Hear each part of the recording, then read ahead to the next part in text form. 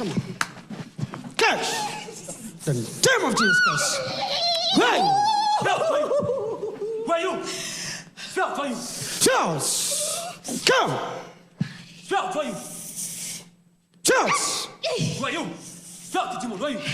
Okay, come on. Come back. There was a dream you had, you were injected. Yes. I said there was a dream you had, they injected you. True. Do you know the injection, what it was about? No. They have injected sickness in your system. True that, man of God. I have been sick. You've been sick. Every month, hospital, trips. So that injection, the whatever, there was blood. So they were injecting blood that is sick. Yes, man of God. So that's, you know, you are swelling. Yeah, man of God. It's like swelling my tummy. Even if I can show you the photos that like this, people sometimes say I'm pregnant, man of God. Because you are swelling. Even here, man of God. So now there is sickness in your system, in your body. Too much sickness. Just thank God you met me today because I was seeing them telling you your brain is developing. Very true. Last year, man of God, towards the end of the year, I got sick and I was 4 days. They did brain scans and my brain's inside, man of God, it was like it's shaky. It was like that's what I'm saying. Yes, man of God. You know, I don't stay with you. For me to be telling you this. True, man. So Satan is a liar. Thank you, Jesus. So look, in a place like this, you don't need to worry about your problems. You are meeting a man you are not staying with. This man, me too, just pray for people, say to you, look, I'm seeing you were injected in a dream. It means that dream is the genesis of everything. The injection had blood. The blood they have put in you, they have put a sick blood inside your system. So now you are sick. That's why you are swelling. Thank God for today, because if not, I'm telling you that your brain is like your brain. Before I even finish, you say, I want to attest to that. Last week I was with my doctor. He told me it's like my brain is shaking. My people, in a place like this one, forget about your problem.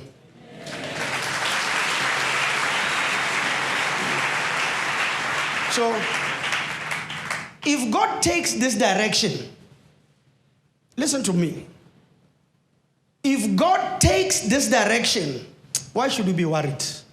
I'm not saying if God heals, or if God delivers, or if God blesses. I say, if God takes this direction, forget about what you're talking about.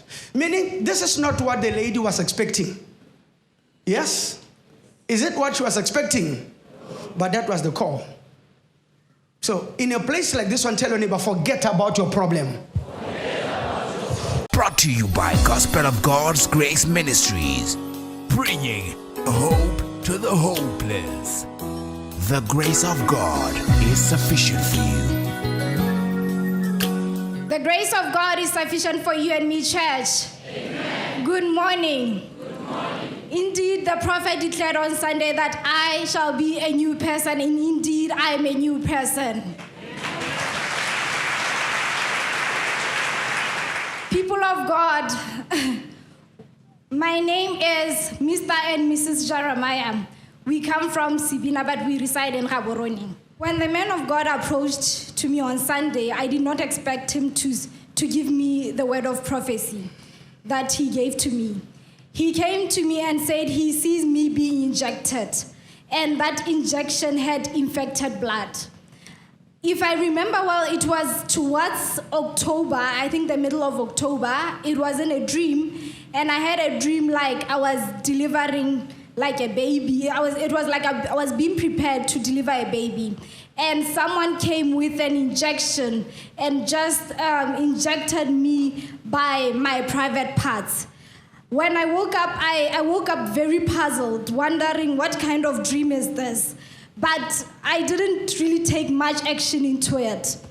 During October, I remember there's a week when it started, I told my husband that, you know, it's like my mind is just about to shut down. It's like I can't explain the feeling. My body is willing, but my brain around my head, it's not really about to, it's just about to die, if I may say.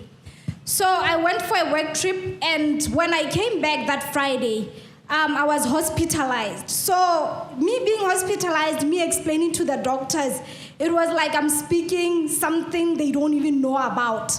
Because I was telling them that what I'm feeling is that it's like my brain, it's going against the skull. I couldn't even talk for 5 minutes. Every time I would talk, it was like, that's how I would be. So I was hospitalized, people of God. The medication they were giving me, people of God, it was rejecting my body. Imagine I was hospitalized for 4 days just to be given paracetamol. On the 4th day, I was sent back home just like that. Nothing had changed. It continued, people of God, me suffering from headaches that I was wondering where they were coming from. It was like how it's like more my brain.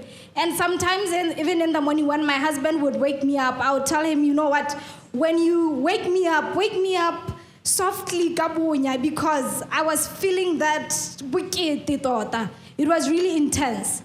And then by the grace of God, I went for a work trip in London. When I was in London, I started to experience what my tummy is swelling. And I sent him pictures that, you know what, I'm experiencing swelling. And then when I was in London, I told them, you know what, I'm coming on Friday, but can you book for me at Ghana? Because now I was expecting it's cysts or fibroids or something. So the other thing that was happening that I was experiencing slowly by slowly, it was like I'm losing my memory. I couldn't explain it, but I would just be like really, really forgetful. So that's what was happening in my life. This thing, it really affected me. I work and I go to school at the same time. So when I was hospitalized, I was submitting my assignment. And imagine on a hospital bed, typing on a laptop, how that affects you. I didn't attend lessons. This thing, when I went again to class, the last class, it happened again. I didn't go to class.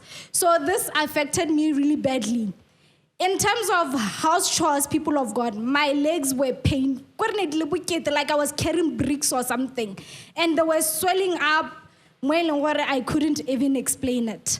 So on Sunday, when the man of God, after he gave me a prophecy, the first thing that I realized is that I was wearing closed shoes. And after the prayer, those shoes to show that my healing indeed has come.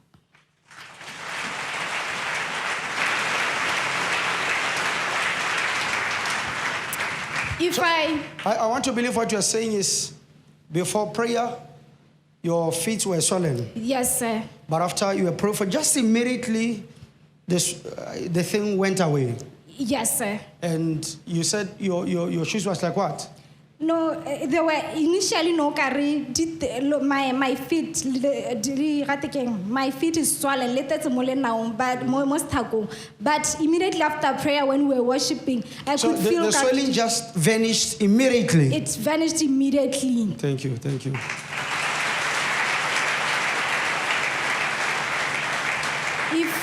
If you can allow me to show you what I'm talking about to the board. Here, people of God, this was me in London. Look at the tummy, the way it is, the way it was bulging. Someone would think that I was really pregnant. This would be like this, either if I have eaten or not eaten in the morning or in the afternoon. And sometimes it would get worse than this. And this was my face. My face was just swelling up. Just, this is to show you. And here it was all when it was starting. So, thank you, Jesus. The grace of God is sufficient for you. Definitely, my wife has said everything about the sickness.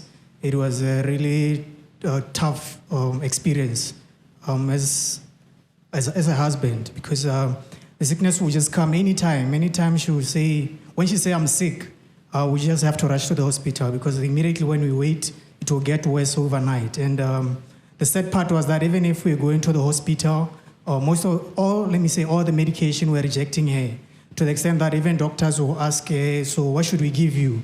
Because she was totally allergic to everything. So we just want to thank God, because upon being touched by a man of God, all this sickness has just left her.